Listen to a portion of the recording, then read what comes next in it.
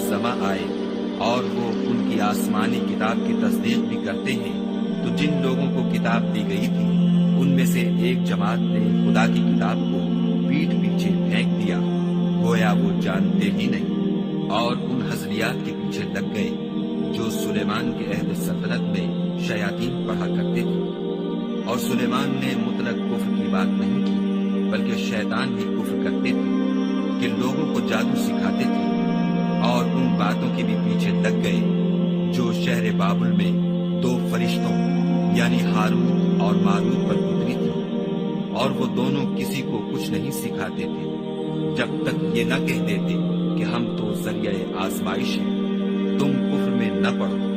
غرض لوگ ان سے ایسا جادو سیکھتے جس سے میاں بیوی میں جدائی ڈال دے، اور خدا کے حکم کے سوا وہ اس جادو سے کسی کا کچھ بھی بگاڑ نہیں سکتے تھے، اور کچھ ایسے منتر سیکھتے جو ان کو نقصان ہی پہنچاتے اور فائدہ کچھ نہ دیتے، اور وہ جانتے تھے کہ جو شخص ایسی چیزوں یعنی سحر اور منتر وغیرہ کا خریدار ہوگا اس کا آخرت میں کچھ حصہ نہیں، اور جس چیز کے عوض انہوں نے اپنی جانوں کو بیچ ڈالا وہ بری تھی۔ کاش وہ اس بات کو جانتے، اور اگر وہ ایمان لاتے اور پرہیزگاری کرتے تو خدا کے ہاں سے بہت اچھا صلہ ملتا۔ اے کاش وہ اس سے واقف ہوتے۔ اے اہل ایمان، گفتگو کے وقت پیغمبر خدا سے رائنا نہ کہا کرو، انظر نہ کہا کرو، اور خوب سن رکھو، اور کافروں کے لیے دکھ دینے والا عذاب ہے۔ جو لوگ کافر ہیں، اہل کتاب یا مشرک، وہ اس بات کو پسند نہیں کرتے کہ تم پر تمہارے پروردگار کی طرف سے خیر و برکت نازل ہو، اور خدا تو جس کو چاہتا ہے اپنی رحمت کے ساتھ خاص کر لیتا ہے، اور خدا بڑے فضل کا مالک ہے۔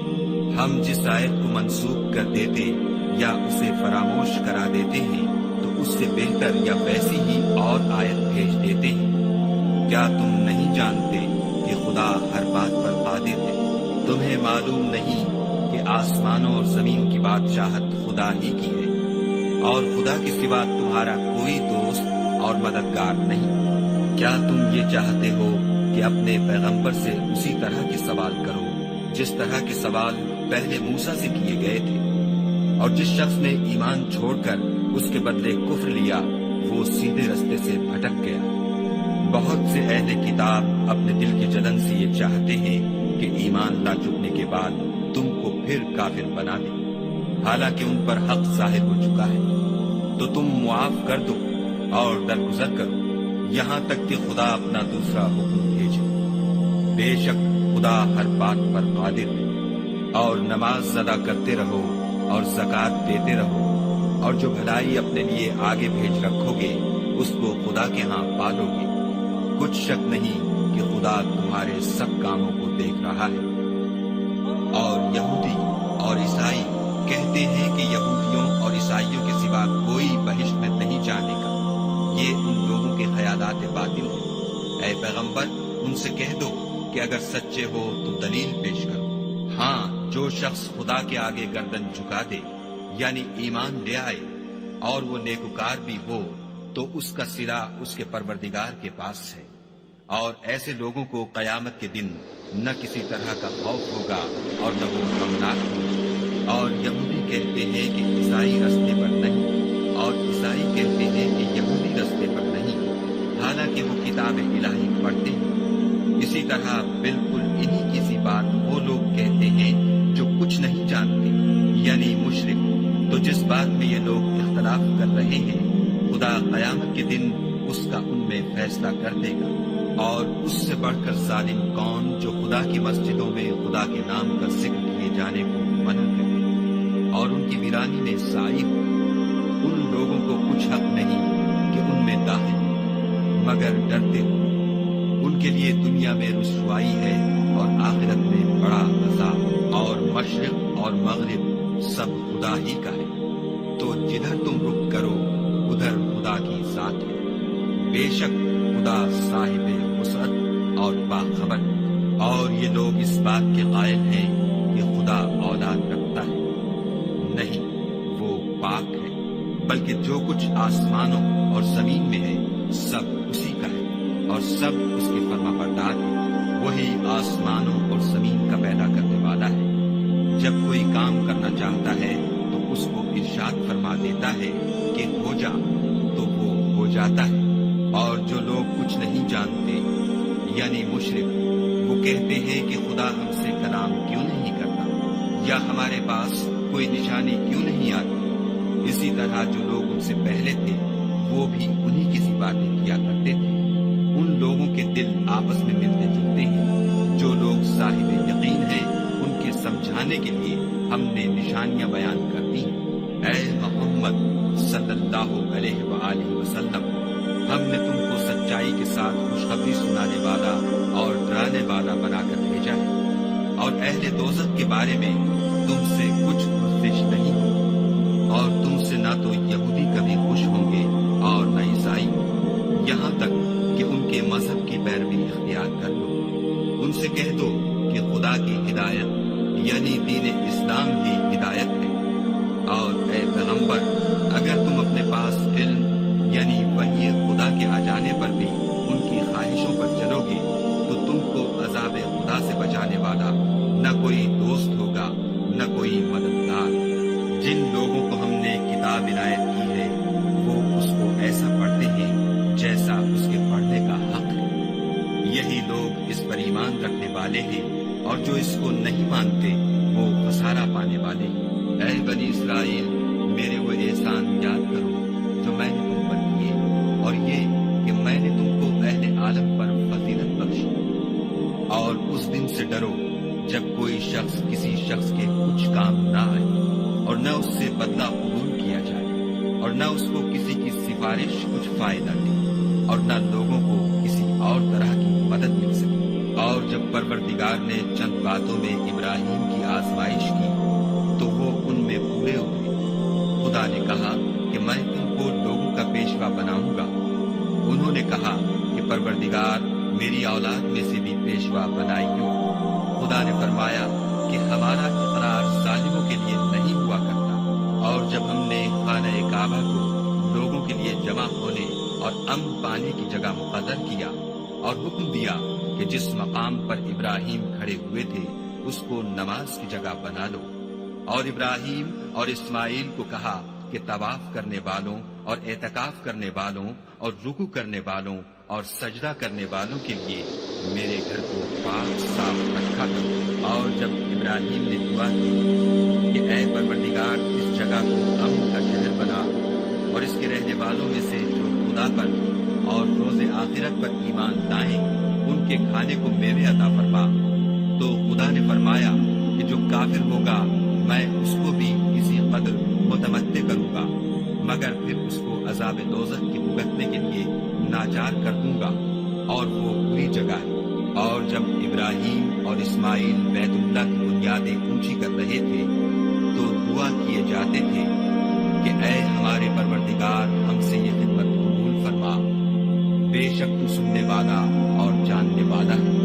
اے پروردگار ہم کو اپنا فرما بردار بنائے رکھیو، اور ہماری اولاد میں سے بھی ایک گروہ کو اپنا مطیع بناتے رہیو، اور پروردگار ہمیں ہمارے طریق عبادت بتا، اور ہمارے حال پر رحم کے ساتھ توجہ فرما، بے شک تو توجہ فرمانے والا مہربان ہے۔ اے پروردگار ان لوگوں میں انہی میں سے ایک پیغمبر مبعوث کیجو جو ان کو تیری آیتیں پڑھ پڑھ کر سنایا کرے، اور کتاب اور دانائی سکھایا کرے، اور ان کے دلوں کو پاک صاف کیا کرے۔ بے شک تو غالب اور صاحب حکمت ہے، اور ابراہیم کے دین سے کون روگردانی کر سکتا ہے بجز اس کے جو نہایت نادان ہے۔ ہم نے ان کو دنیا میں بھی منتخب کیا تھا اور آخرت میں بھی وہ زمرہ صلحاء میں ہوں۔ جب ان سے ان کے پروردگار نے فرمایا کہ اسلام لے آؤ تو انہوں نے عرض کی کہ میں رب العالمین کے آگے سر اطاعت ہم کرتا ہوں۔ اور ابراہیم نے اپنے بیٹوں کو اسی بات کی وصیت کی، اور یعقوب نے بھی اپنے فرزندوں سے یہی کہا کہ بیٹا خدا نے تمہارے لیے یہی دین پسند فرمایا ہے، تو مرنا تو مسلمان میں مرنا۔ بھلا جس وقت یعقوب وفات پانے لگے تو تم اس وقت موجود تھے جب انہوں نے اپنے بیٹوں سے پوچھا کہ میرے بعد تم کس کی عبادت کرو گے، تو انہوں نے کہا کہ آپ کے معبود اور آپ کے باپ دادا ابراہیم اور اسماعیل اور اسحاق کے معبود کی عبادت کریں گے جو معبود یکتا ہے اور ہم اسی کے حکم بردار ہیں۔ یہ جماعت گزر چکی، ان کو ان کے اعمال کا بدلہ ملے گا اور تم کو تمہارے اعمال کا، اور جو عمل وہ کرتے تھے ان کی پرسش تم سے نہیں ہوگی۔ اور یہودی اور عیسائی کہتے ہیں کہ یہودی یا عیسائی ہو جاؤ تو سیدھے رستے پر لگ جاؤ۔ اے پیغمبر ان سے کہہ دو نہیں، بلکہ ہم دین ابراہیم اختیار کیے ہوئے ہیں جو ایک خدا کے ہو رہے تھے اور مشرکوں میں سے نہ تھے۔ مسلمانوں کہو کہ ہم خدا پر ایمان لائے اور جو کتاب ہم پر اتری اس پر، اور جو صحیفہ ابراہیم اور اسماعیل اور اسحاق اور یعقوب اور ان کی اولاد پر نازل ہوئے ان پر، اور جو کتاب موسیٰ اور عیسیٰ کو عطا ہوئی ان پر، اور جو اور پیغمبروں کو ان کے پروردگار کی طرف سے ملی ان پر، سب پر ایمان لائے۔ ہم ان پیغمبروں میں سے کسی میں کچھ فرق نہیں کرتے اور ہم اسی خدا واحد کے فرمانبردار ہیں۔ تو اگر یہ لوگ بھی اسی طرح ایمان لے آئیں جس طرح تم ایمان لے آئے ہو تو ہدایت یاب ہو جائے، اور اگر منہ پھیر لیں اور نہ مانیں تو وہ تمہارے مخالف ہیں، اور ان کے مقابلے میں تمہیں خدا کافی ہے اور وہ سننے والا اور جاننے والا ہے۔ کہہ دو کہ ہم نے خدا کا رنگ اختیار کر لیا ہے، اور خدا سے بہتر رنگ کس کا ہو سکتا ہے، اور ہم اسی کی عبادت کرنے والے ہیں۔ ان سے کہو کیا تم خدا کے بارے میں ہم سے جھگڑتے ہو، حالانکہ وہی ہمارا اور تمہارا پروردگار ہے، اور ہم کو ہمارے اعمال کا بدلہ ملے گا اور تم کو تمہارے اعمال کا، اور ہم خاص اسی کی عبادت کرنے والے ہیں۔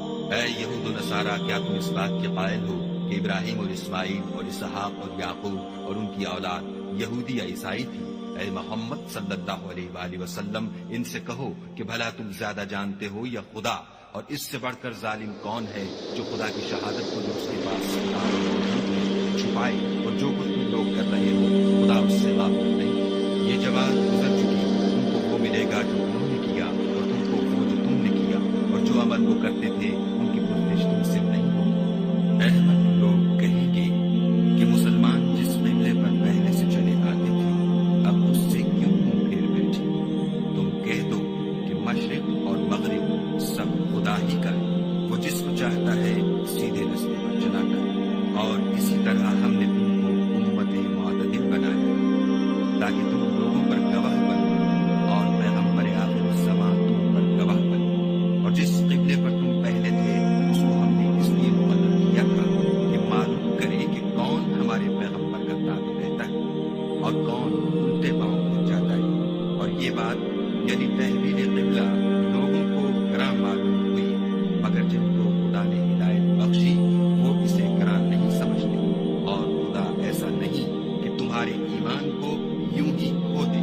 خدا تو لوگوں پر بڑا مہربان اور صاحب رحمت ہے۔ اے محمد صلی اللہ علیہ وآلہ وسلم ہم تمہارا آسمان کی طرف منہ پھیر پھیر کر دیکھنا دیکھ رہے ہیں، سو ہم تم کو اسی قبلے کی طرف جس کو تم پسند کرتے ہو منہ کرنے کا حکم دیں گے۔ تو اپنا منہ مسجد حرام یعنی خانہ کعبہ کی طرف پھیر لو، اور تم لوگ جہاں ہوا کرو نماز پڑھنے کے وقت اسی مسجد کی طرف منہ کر لیا کرو۔ اور جن لوگوں کو کتاب دی گئی ہے وہ خوب جانتے ہیں کہ نیا قبلہ ان کے پروردگار کی طرف سے حق ہے، اور جو کام یہ لوگ کرتے ہیں خدا ان سے بے خبر نہیں۔ اور اگر تم ان اہل کتاب کے پاس تمام نشانیاں بھی لے کر آؤ تو بھی یہ تمہارے قبلے کی پیروی نہ کرے، اور تم بھی ان کے قبلے کی پیروی کرنے والے نہیں، اور ان میں سے بھی بعض کے قبلے کے پیرو نہیں۔ اور اگر تم باوجود اس کے کہ تمہارے پاس دانش یعنی وہی خدا آ چکی ہے ان کی خواہشوں کے پیچھے چلو گے تو ظالموں میں داخل ہو جاؤ گے۔ جن لوگوں کو ہم نے کتاب دی ہے وہ ان پیغمبر آخر الزمان کو اس طرح پہچانتے ہیں جس طرح اپنے بیٹوں کو پہچانا کرتے ہیں، مگر ایک فریق ان میں سے سچی بات کو جان بوجھ کر چھپا رہا ہے۔ اے پیغمبر یہ نیا قبلہ تمہارے پروردگار کی طرف سے حق ہے، تو تم ہرگز شک کرنے والوں میں نہ ہونا، اور ہر ایک فرقے کے لیے ایک صنف مقرر ہے جدھر وہ عبادت کے وقت منہ کیا کرتے ہیں۔ تو تم نیکیوں میں سبقت حاصل کرو، تم جہاں ہوگے خدا تم سب کو جمع کرے گا، بے شک خدا ہر چیز پر قادر۔ اور تم جہاں سے نکلو مسجد محترم کی طرف منہ کر کے نماز پڑھا کرو، اور مسلمانوں تم جہاں ہوا کرو اسی مسجد کی طرف رخ کیا کرو۔ یہ تاکید اس لیے کی گئی ہے کہ لوگ تم کو کسی طرح کا الزام نہ